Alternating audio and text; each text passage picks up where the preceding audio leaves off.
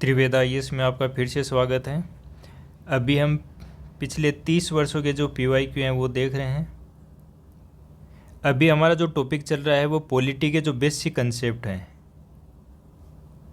Basic concept या फिर theory बोल सकते हैं, वो हम अभी देख रहे हैं, जिसके अंतर्गत हमने 10 क्वेश्चन पहले कर लिए हैं। अगर वो वीडियो आपने अभी नहीं देखे हैं तो जाके देख सकते हैं। आज हम क्वेश्चन 11 से शुरू करेंगे।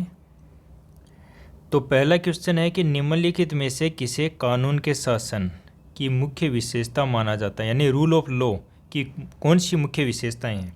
तो पहला इसमें शक्ति की सीमाएं। देखिए, रूल ऑफ लॉ है, उसका मूल सिद्धांत है कि कोई भी व्यक्ति हो, चाहे वह संस्था हो, कोई व्यक्ति हो या फिर विधिक व्यक्ति हो, कोई भी है, यानी ये भी कह सकते हैं कि अगर सरकार है वो भी कानून से ऊपर नहीं हो सकती। इसका तात्पर्य क्या है कि जो सरकारी शक्तियां हैं, जो भी सरकारी शक्ति हैं वो क्या हैं, सीमित हैं, नियंत्रित हैं, उत्तरदायी हैं। तो ये अवधारणा है, ये संवैधानिकता और सत्ता के जो पृथक्करण है उससे जुड़ी हुई है। तो इसलिए इसको बोल सकते हैं कि ये रूल ऑफ लॉ की मूल विशेषता है। सेकंड है कानून के समक्ष समानता, इक्विलिटी बिफोर लॉ। तो यह भी रूल ऑफ लॉ का केंद्रीय सिद्धांत है, जो आपने नाम सुना गया एवी डाइसी, है ना, उनके द्वारा ये दिया गया था। तो उनका मानना है कि हर नागरिक, चाहे वह सामान्य हो या फिर मंत्री हो या फिर प्रधानमंत्री क्यों न हो, कानून की नज़र में सब इक्वल हैं, बराबर हैं। तो ये भी रूल ऑफ लॉ की विशेषता है। थर्ड है सरकार के प्रति लोगों की जिम्मेदारी। देखिए, जो सरकार के प्रति लोगों की जिम्मेदारी है, तो ये एक लोकतांत्रिक उत्तरदायित्व की अवधारणा है। ये डायरेक्टली रूल ऑफ लॉ से कोई संबंध नहीं रखती है, रूल ऑफ लॉ से कोई संबंध नहीं रखती है। रूल ऑफ लॉ है ना, मुख्यतः वो क्या करता है कि वो सरकार की सीमाएं और कर्तव्य पर ध्यान केंद्रित करता है, न कि नागरिकों पे। देखिए यहाँ पे क्या कह रहा है कि लोगों की किसके प्रति, सरकार के प्रति। तो ये सरकार की सीमाएं और कर्तव्य तो निर्धारित करता है कानून का शासन, लेकिन नागरिकों की सरकार के प्रति जिम्मेदारी नहीं निर्धारित करता है। इसलिए ये गलत होगा। अगर मान लीजिए 3 में ये दिया होता कि सरकार की लोगों के प्रति जिम्मेदारी, तो शायद ये सही भी हो सकता था। फिर 4 है स्वतंत्रता और नागरिक अधिकार। तो देखिए, जो रूल ऑफ लॉ है वो व्यक्तियों के मौलिक अधिकार और स्वतंत्रता है उनकी रक्षा करता है। ये सुनिश्चित करता है कि इन अधिकारों का ह्रास केवल विधि सम्मत प्रक्रिया, आपने पढ़ा होगा विधि सम्मत प्रक्रिया, कि किसी के भी अधिकार हैं वो नहीं छीने जा सकते। सिर्फ एक है कि विधि के सामयिक प्रक्रिया के द्वारा उनके अधिकारों को छीना जा सकता है। तो ये भी रूल ऑफ लॉ हुआ। तो इसमें क्या होगा, 1 2 3। तो इसका आंसर होगा आपका 1 2 4, सॉरी 3 गलत है इसमें। तो 1 2 4 इसका सी आंसर होगा। इसके बाद में क्वेश्चन 12 पे चलते हैं। समाज में समानता के निहितार्थों में से एक है। तो देखिए, समानता, समाज में समानता कब आती है। पहला है विशेषाधिकार। तो विशेषाधिकार का अर्थ क्या है कि किसी को अन्य की तुलना में अतिरिक्त अधिकार या लाभ देना, मतलब किसी को अतिरिक्त अधिकार देना। और अतिरिक्त अधिकार दे दिया तो क्या वहाँ पे समानता रहेगी? नहीं, वो असमानता को बढ़ावा देगा। तो ये तो समानता के विपरीत हुआ। समानता का उद्देश्य ही क्या होता है कि किसी के पास कोई विशेषाधिकार न हो। तो ये गलत है। फिर है प्रतिबंध। देखिए, प्रतिबंध जो लगाए जाते हैं वो आमतौर पे किस लिए लगाए जाते हैं, सीमाओं के निर्धारण के लिए। किसके लिए? सीमाएं। तो जैसे जो फंडामेंटल राइट है उन पे बहुत सारी सीमाएं आरोपित की गई हैं। तो ये क्या है कि ये स्वतंत्रता, ये जो अधिकार होते हैं उनको सीमित करते हैं। समानता में अवसरों की स्वतंत्रता उपलब्ध की बात होती है, न कि उस पर प्रतिबंध, है ना। तो इसमें क्या बढ़ावा दिया जाता है किसको, स्वतंत्रता को। तो ये भी नहीं हो सकता। फिर है प्रतिस्पर्धा। देखिए, जब समाज में समान अवसर उपलब्ध होते हैं, प्रतिस्पर्धा कब होती है, जब समान अवसर हो। अगर असमान अवसर है तो फिर वहाँ पे प्रतिस्पर्धा कहाँ होगी। तो जब समान प्रतिस्पर्धा होती है, समान अवसर उपलब्ध होते हैं, तब व्यक्ति प्रतिस्पर्धा के माध्यम से क्या करता है, अपनी क्षमता का विकास करता है। किसका? क्षमता का विकास करता है। समानता का निहितार्थ ये नहीं है कि सबको समान परिणाम मिले। देखिए, समान का जो विचार है वो ये नहीं है कि सभी लोग जो परिणाम है वो समान मिले, क्योंकि ये थोड़ी है। देखिए, जैसे आप एग्ज़ाम की तैयारी के लिए आपको अवसर समान मिले, लेकिन आपने तैयारी नहीं की, तो फिर परिणाम समान कैसे हो सकते हैं। बस इसमें इतना सा होता है कि अवसर समान मिलना चाहिए, जिसमें एक स्वस्थ प्रतिस्पर्धा को जन्म मिले। तो ये एक प्रकार से जो लोकतांत्रिक समाज होता है उसकी आधारशिला होती है। तो अभी के अनुसार ये सी आंसर हो सकता है। फिर डी करते हैं विचारधारा। देखिए, विचारधारा तो वो तो एक व्यापक अवधारणा होगी, हो सकता है वो राजनीतिक अवधारणा हो, सामाजिक अवधारणा हो। तो ये समानता से डायरेक्टली संबंधित नहीं है या उसको सीधे सीधे प्रभावित नहीं करता है। तो इसका आंसर क्या होगा? सी, प्रतिस्पर्धा। तो जहाँ पे प्रतिस्पर्धा होगी वहाँ पे समान अवसर मिलेंगे। समान अवसर मिलेंगे तो व्यक्ति को अपनी क्षमताओं का विकास करने में सहायता मिलेगी, और इसमें परिणाम समान हो ये आवश्यक नहीं है, बस इतना सा है कि स्वस्थ प्रतिस्पर्धा हो। तो यहाँ पे आंसर होगा इसका सी। क्वेश्चन 13 पे चलते हैं कि निम्नलिखित में से कौन सा कथन सही है। 2017 का क्वेश्चन है। तो इसमें पहला है कि अधिकार है वो नागरिकों के विरुद्ध राज्य के दावे हैं। अधिकार क्या है? नागरिकों के विरुद्ध राज्य के दावे। देखिए, उल्टा लिख दिया है, यहाँ पे राज्य वर्ड आता और यहाँ पे नागरिक। तो अधिकार क्या होते हैं? राज्य के विरुद्ध नागरिकों के दावे होते हैं। तो ये तो पूरी तरह ही गलत हो गया। अधिकार क्या करते हैं? राज्य की शक्तियाँ उसको सीमित करते हैं और नागरिकों के अधिकारों को संरक्षण देते हैं। तो इस प्रकार से ये गलत हुआ। फिर बी है कि अधिकार हैं वो विशेषाधिकार हैं जो राज्य के संविधान में शामिल हैं। देखिए, अधिकार हैं इसका मतलब ये नहीं कि वो विशेषाधिकार हो गए। अधिकार तो हर किसी व्यक्ति को मिलता है, जबकि विशेषाधिकार किसको मिलता है? किसी विशेष को मिलता है। बल्कि ये क्या है? एक तरीके से कानूनी दावे हैं। अधिकार क्या होता है? कानूनी दावे। यानी कि अगर आपके कोई अधिकारों का उल्लंघन कर रहा है तो आप जाके कानून के माध्यम से उसके विरुद्ध कार्रवाई करवा सकते हैं। और अधिकार होते हैं उनको क्या होती है? संविधान की गारंटी होती है, संवैधानिक गारंटी।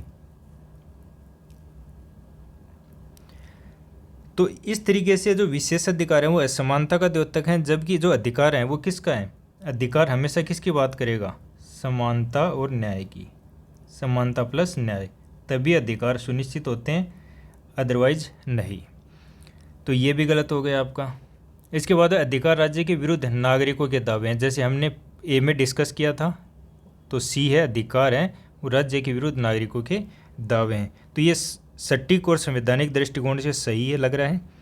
जो मौलिक अधिकार होते हैं वो क्या होते हैं? नागरिकों के अधिकार होते हैं वो राज्य के किसी भी दमनकारी हो, चाहे वो असंवैधानिक हो या अनुचित कार्य हो, उनके विरुद्ध संरक्षण प्रदान करते हैं। जैसे हम अनुच्छेद 32 से, या फिर हाई कोर्ट के मामले में क्या है? 226, अनुच्छेद 226। तो अगर कोई आपके अधिकारों का उल्लंघन करता है तो आप इनके माध्यम से आपके अधिकारों को सुरक्षित कर सकते हैं। अब डी है कि अधिकार अनेक नागरिकों के विरुद्ध कुछ नागरिकों के विशेष अधिकार हैं। तो ये भी गलत है। तो देखिए, अब आप ए और सी, तो देखिए जब भी इस प्रकार के क्वेश्चन आते हैं और जिसमें आपको लगता है कि दो स्टेटमेंट अगर इक्वल से लग रहे हैं, आपको सेम लग रहे हैं, है ना, तो उनको क्या है कि फिर पढ़ना है कि उनमें से कौन सा हो सकता है, तो उसी में से एक आंसर होता है। तो इसके माध्यम से क्या होता है कि जब दो समान आप देख लेते हैं तो उसमें क्या है, आप आंसर 50% तक पहुंच चुके होते हैं। अब उसके बाद में आपके अगर कंसेप्ट अच्छे हैं तो आप आराम से इसको सोल्व कर सकते हैं। इसके बाद में क्वेश्चन 14 पे चलते हैं। क्वेश्चन है कि स्थानीय स्वशासन को सबसे अच्छे तरीके से निम्नलिखित अभ्यास के रूप में समझा जा सकता है। मतलब स्थानीय स्वशासन को स्पष्ट रूप से कौन सा डिफाइन करता है? पहला, संघवाद। देखिए, संघवाद का अर्थ क्या है? संघवाद में दो चीज़ें होती हैं, एक होता है केंद्र और दूसरी तरफ होते हैं राज्य। तो उनके बीच जो संबंध होता है वही क्या है? संघवाद है। तो केंद्र और राज्यों के बीच शक्तियों का विभाजन संघवाद को दर्शाता है। ये राष्ट्रीय और प्रादेशिक स्तर की जो सत्ता है उसका बंटवारा है, लेकिन ये स्थानीय स्तर को स्पष्ट रूप से शामिल नहीं करता है। हम भी देखिए पॉलिटी में जब पढ़ते हैं कि संघवाद है तो उसमें केंद्र और राज्य को देखा जाता है, स्थानीय जो स्वशासन है, स्थानीय स्वशासन वो इसमें शामिल नहीं रहता है, क्योंकि देखिए स्थानीय स्वशासन को जो शक्तियाँ स्थानांतरित करती हैं वो राज्य खुद करता है ना। इसलिए तो इसमें सिर्फ केंद्र और राज्य का संबंध देखा जाता है। तो संघवाद, तो स्थानीय स्वशासन है वो संघवाद से संबंधित नहीं है। हालांकि जैसे भारत में ये हिस्सा हो सकता है, लेकिन इसको अच्छी तरीके से डिफाइन नहीं करता। यहाँ पे देखिए अच्छी तरीके से, है ना, ये वर्ड याद रखना है। फिर बात करते हैं लोकतांत्रिक विकेंद्रीकरण। ये सटीक लग रहा है, क्योंकि देखिए स्थानीय स्वशासन में क्या किया गया है कि जो सत्ता है, संसाधन है, निर्णय लेने का अधिकार है, वो केंद्र और राज्य से आगे कहाँ पे चले गए हैं, अब स्थानीय स्तर पे। तो शक्तियाँ क्या हैं, स्थानीय स्तर पे सौंप दी गई हैं। जैसा कि आपको पता है 73वां संविधान संशोधन और 74वां संविधान संशोधन, दोनों के माध्यम से जो स्थानीय निकाय थे उनको शक्तियाँ सौंप दी गई, जैसे कि पंचायतें, नगर पालिकाएँ, नगर निगम आदि। लोकतांत्रिक विकेंद्रीकरण से क्या होता है कि लोकतांत्रिक भागीदारी बढ़ती है, उत्तरदायित्व की भावना आती है, स्थानीय जरूरतों के अनुसार निर्णय को बढ़ावा मिलता है। अब बात करते हैं सी, प्रशासनिक प्रतिनिधित्व मंडल। देखिए ये सिर्फ क्या दर्शाता है, कार्यपालन अधिकारों का हस्तांतरण। ये स्थायी नहीं है, न ही लोकतांत्रिक भागीदारी को सुनिश्चित करता है। इसमें जो जनप्रतिनिधि हैं उनकी कोई भूमिका नहीं होती है। ये सिर्फ किससे है, प्रशासनिक। तो प्रशासनिक सिर्फ इसको डिफाइन नहीं कर सकता, तो ये गलत हो गया। फिर अब प्रत्यक्ष लोकतंत्र। प्रत्यक्ष लोकतंत्र क्या है, जहाँ पे नागरिक सीधे कानून बनाते हैं या नीतियों पर मतदान करते हैं। जैसे कि आपने सुना होगा जनमत संग्रह, कि हमें ये सरकार पसंद नहीं है, हम इसको हटाना चाहते हैं, तो वो जनमत संग्रह कर लेते हैं। या फिर किसी विषय पर डिसीजन लेना है तो वो जनमत संग्रह करते हैं। भारत में किस प्रकार का लोकतंत्र है, प्रतिनिधि।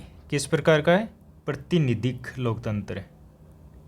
याद रखना आपको, भारत में प्रतिनिधिक लोकतंत्र है, न कि प्रत्यक्ष लोकतंत्र है। इसके अंदर क्या होता है कि जो चुने हुए लोग होते हैं, चुने हुए लोग वो शासन करते हैं। तो स्थानीय स्वशासन है उसको भी ये डिफाइन नहीं करता है। तो यहाँ पे क्या है, लोकतांत्रिक विकेंद्रीकरण सही आंसर होगा। इसके बाद में क्वेश्चन 15 देखते हैं।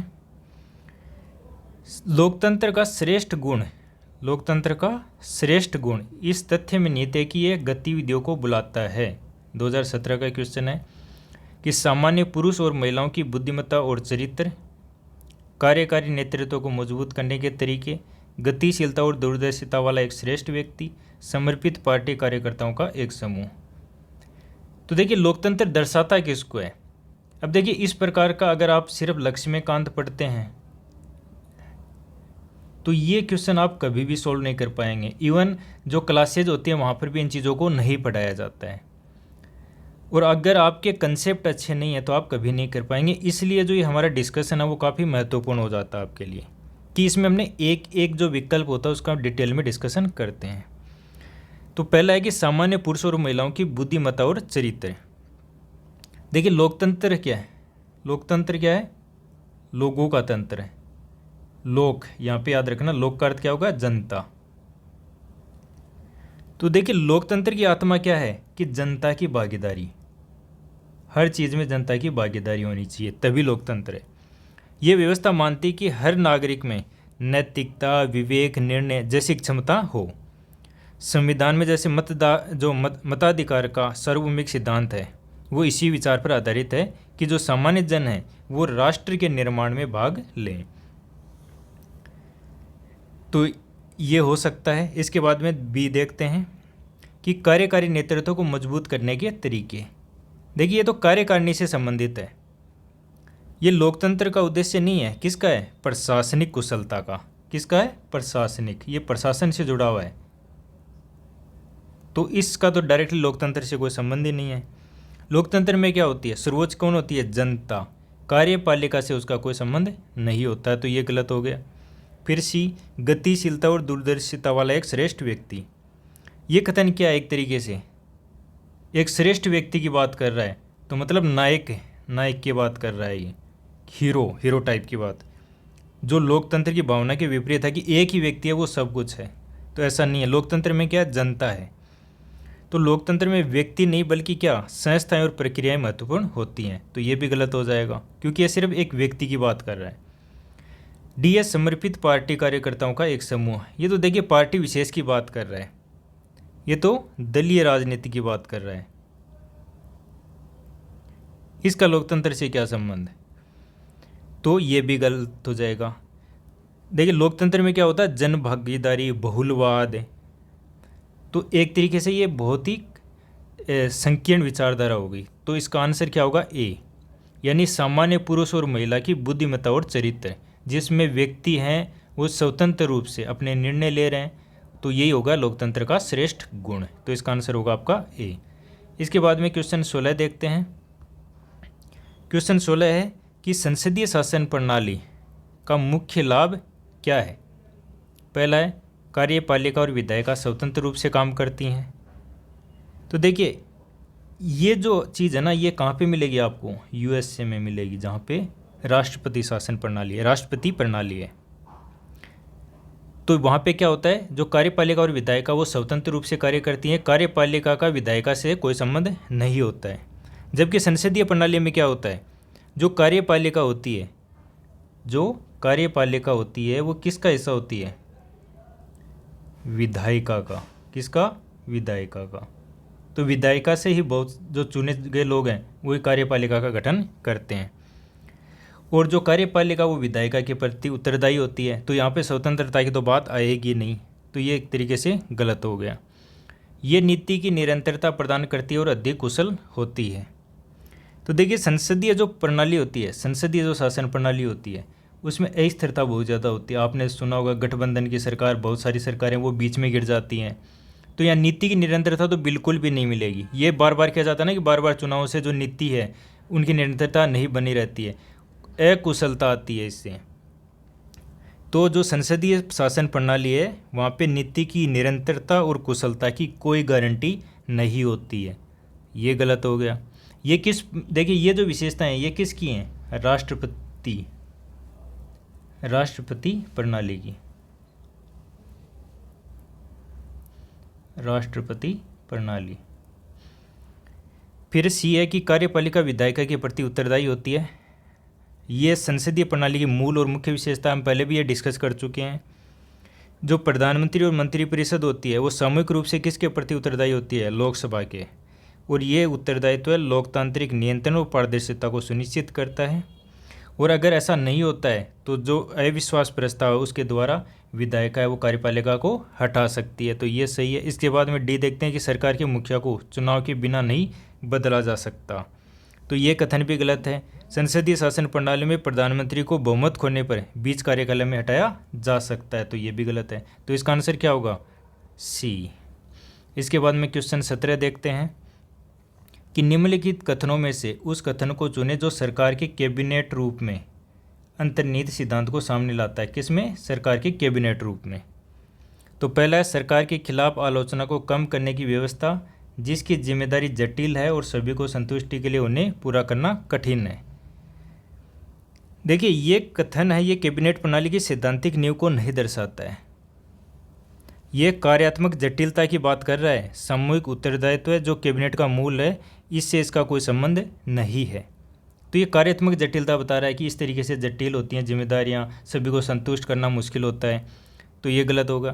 फिर बी है सरकार की गतिविधि को गति देने के लिए एक तंत्र जिसकी जिम्मेदारी दिन प्रतिदिन बढ़ रही है। तो देखिए ये कार्यकुशलता और प्रशासनिक गति का उल्लेख करता है। परंतु जो कैबिनेट सिस्टम होता है वो क्या है? उसका मूल तत्व क्या है? सामूहिक उत्तरदायित्व है। याद रखिएगा कि जो कैबिनेट सिस्टम है, जो कैबिनेट सिस्टम है वो किसका है? सामूहिक उत्तरदायित्व पर आधारित है। सामूहिक उत्तरदायित्व है। सिर्फ ये ऐसा नहीं है कि इसका संबंध केवल कार्यभार का वितरण से है। तो ये भी गलत हो गया। फिर लोगों के प्रति सरकार की सामूहिक जिम्मेदारी सुनिश्चित करने के लिए संसदीय लोकतंत्र का एक तंत्र। तो ये कैबिनेट शासन प्रणाली का सार है। क्योंकि यहाँ पे देखिए मंत्रिपरिषद वो सामूहिक रूप से संसद या विशेषकर लोकसभा के प्रति उत्तरदायी है। एक मंत्री की विफलता क्या मानी जाती है? कि पूरी सरकार की जिम्मेदारी मानी जाती है। ये लोकतंत्र में उत्तरदायित्व और पारदर्शिता सुनिश्चित करता है। तो सामूहिक जिम्मेदारी क्या सुनिश्चित करती है? उत्तरदायित्व है कि एक की गलती है वो सबकी गलती है। उत्तरदायित्व प्लस पारदर्शिता। ये आपको याद रखना है कि कैबिनेट जो रूप है उसका क्या है कि सामूहिक जिम्मेदारी होती है, वहाँ पे क्या होता है उत्तरदायित्व और पारदर्शिता।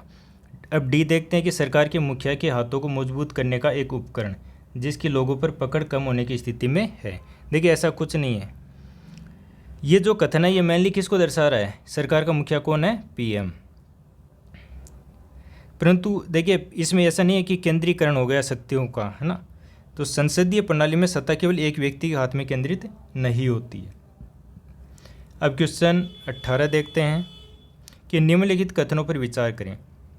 एक संवैधानिक सरकार वह है, ये पहले भी क्वेश्चन हमने डिस्कस किया है, 2014 में आया है। तो ये जो कंसेप्ट है कि संवैधानिक सरकार क्या होती है वो हम डिस्कस कर चुके हैं। तो पहला है कि राज्य प्राधिकरण के हित में व्यक्तिगत स्वतंत्रता पर प्रभावी प्रतिबंध लगाती है। तो देखिए ये तो गलत है कथन, क्योंकि देखिए संवैधानिक सरकार है वो व्यक्तिगत स्वतंत्रता पर प्रतिबंध नहीं लगाती है, वो किसके पर लगाती है, राज्य पे सीमाओं का निर्धारण करती है। तो ये तो क्या हो गया, एक तरीके से निरंकुश और तानाशाही शासन होता है उसकी प्रवृत्ति को दर्शा रहा है, जहाँ पे राज्य क्या होता है। देखिए तानाशाही में क्या होता है कि राज्य है वो सर्वोपरि होता है, राज्य सर्वोपरि होता है। लेकिन आपको ये याद रखना है कि यहाँ पे यानी संवैधानिक सरकार में क्या है, संविधान सर्वोच्च होता है, तो राज्य सर्वोपरि नहीं हो सकता। तो ये कथन आपका गलत हो जाएगा। फिर है व्यक्तिगत स्वतंत्रता के हित में राज्य के प्राधिकरण पर प्रभावी प्रतिबंध लगाती है।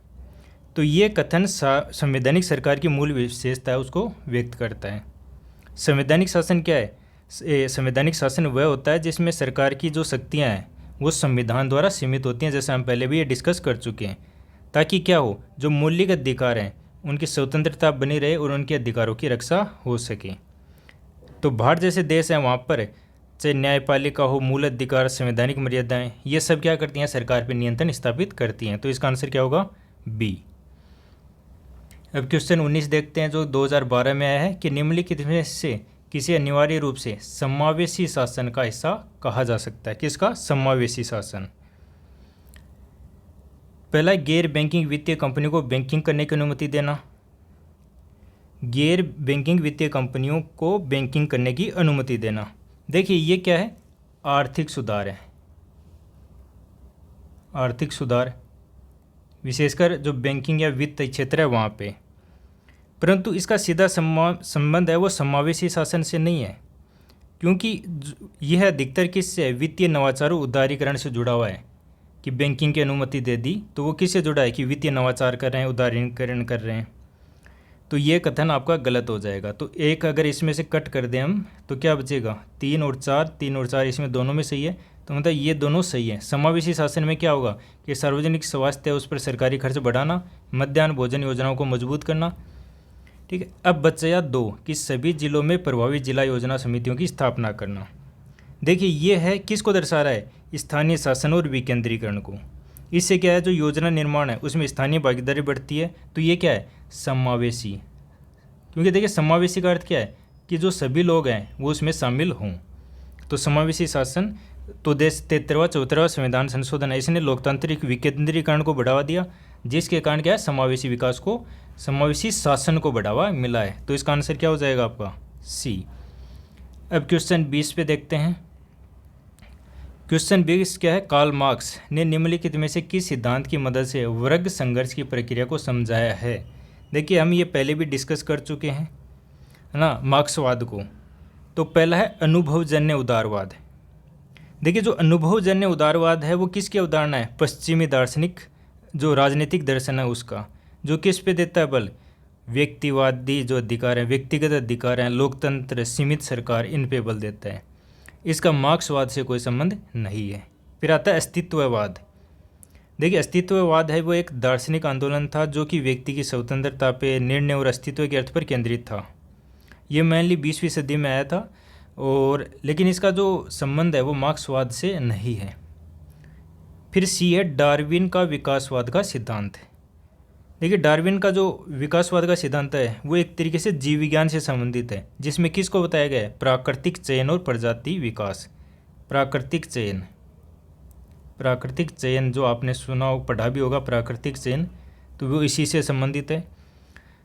हालांकि जैसे जो कुछ समाजशास्त्री हैं वो मानते हैं कि ये कहीं ना कहीं जो मार्क्सवाद है उससे संबंधित है, लेकिन सामाजिक सिद्धांतों पर ज़्यादा लागू होता है, ये मार्क्सवाद पे कम लागू होता है, तो ये गलत है। तो फिर लास्ट में बचता है द्वंद्वात्मक भौतिकवाद। तो ये मार्क्सवाद से सीधा संबंधित है। समाज के जो विकास है उसको वर्ग संघर्ष, उत्पादन के साधनों पर नियंत्रण, आर्थिक संरचना में परिवर्तन आदि के माध्यम से समझाया गया है इसमें, किसमें? द्वंद्वात्मक भौतिकवाद में। और ये जो है ये मार्क्सवाद की जो बुनियादी व्याख्या है उस पर आधारित है, जिसमें क्या है? वर्ग संघर्ष है वो बताया गया है। तो ये इसी पे आधारित है। वर्ग संघर्ष जब भी दिखे तो मतलब मार्क्सवाद है। तो आज का डिस्कशन यही ख़त्म होता है। Thank you.